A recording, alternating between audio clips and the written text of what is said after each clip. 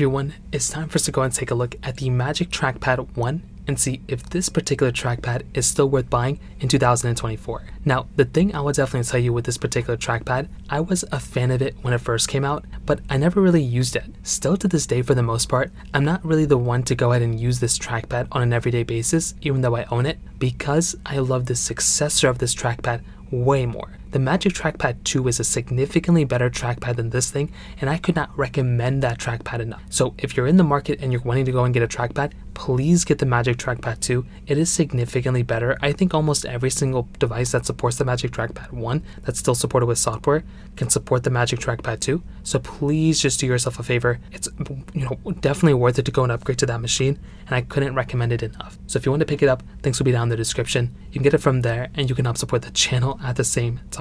Now, starting off with the Magic Trackpad 1, this was a very interesting machine because this was Apple's first foray into one of these type of like multi-touch trackpads that Apple was actually selling. The thing I really liked about these particular Magic Trackpads was the fact that it was a glass trackpad at the very top, and it was kind of replicating what you would basically get from your MacBook at the time into a wireless trackpad. So even if you're getting like a iMac or Mac Mini or something, you could still utilize these types of trackpads with that particular device, which was really cool. At the very top, you had this multi-touch trackpad, which again, you can kind of mess around with. You could realistically do whatever you want to on this trackpad, kind of like what you do on your MacBook at the time, which was honestly a pretty nice thing. So it was clickable, you can go and drag things, you can do really whatever else you want to do with it. And I do think this in and of itself was a pretty cool thing going on for this particular trackpad at that moment. Now on the side of this trackpad, it was kind of an interesting kind of layout that they had. So on one side you had a power button, and the other side you had a battery slot. This is one of the two things that kind of irked me the most about this particular trackpad,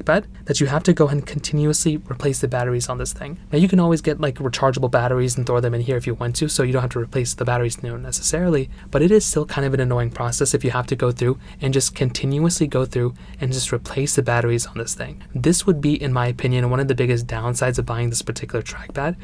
In this day and age, it is kind of archaic to have to go through and literally just like replace the batteries like that, considering you can easily just go through and just get a rechargeable one like on the Magic Trackpad 2. So this was by far, in my opinion, one of the more annoying things going on for this particular trackpad at that moment. It really isn't like the biggest deal in the world or anything, but this is one of the more annoying things. Beyond that though, there was one other somewhat annoying thing going on for this particular device at that time. And that particular thing was the fact that this particular trackpad was basically giving you a clickable button at the very bottom. Now what does this mean? Well, unlike the Magic Trackpad 2, which basically has that, clickable button, it's like a vibration motor inside of it. The thing with this particular trackpad was that it's actually giving you like two little knobs at the very bottom that if you kind of press on your particular device, like on one side, it will go ahead and click it in. This was kind of a funny thing going on here because once again, if you're going through and actually using this particular device, it's not a vibration motor clicking into it, it's like an actual clicking mechanism, and sometimes those can break. It's not the best thing in the world, and that right there can be another somewhat annoying thing going on for this particular trackpad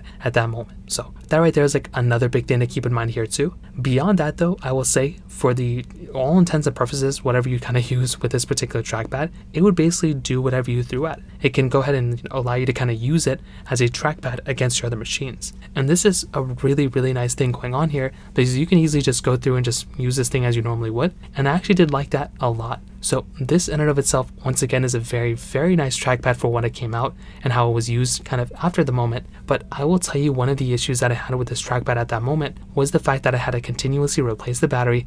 The batteries could corrode over time. It was very annoying. And the fact that I couldn't charge this thing and I had to go through and like use those clickable buttons over and over and over again. Beyond that though, I think this thing still works. I think it's still very good and purposeful for the most part, but those were basically the most annoying things going on for this particular trackpad, and that's kind of why I didn't really like it at that moment. Beyond that though, I think this trackpad is still good, it's still nice and everything, but I would recommend, I just like the Magic Trackpad 2 so much more. It just makes more sense to go and buy that one over, the Magic Trackpad, 1 in this particular instance. So that kind of covers it up there. If you have any other thoughts or questions, please let me know in the comment section below. Hit the like button, that would mean so much, but definitely hit that subscribe button. More importantly than everything else, I love every single one of you guys. Hopefully I'll catch you guys in the next video. Peace out till then.